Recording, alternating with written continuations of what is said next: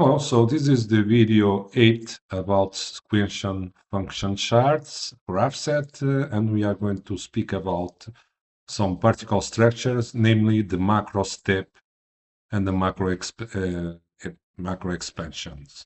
So, what is a macro step? A macro step is a representation of a set of steps and transitions denominating expansion of the macro step. So we got here an example that you can see.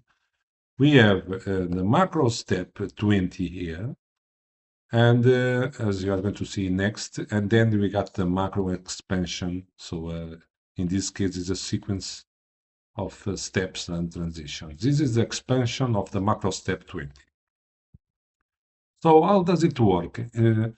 So when this transition preceding the macro step is cleared, so we got the token in the macro step, and when we got the token, simultaneously the input step of the macro expansion or the entry step is also active.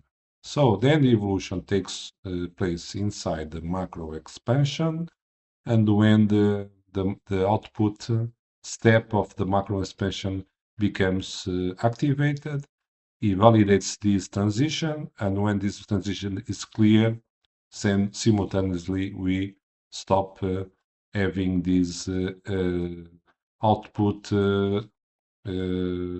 step and the macro expansion also activated.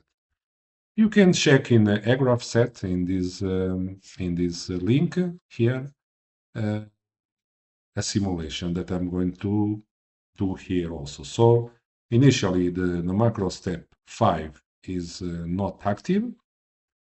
So when it is activated, as you can see, at the same time we got the token in the entries of the macro expansion.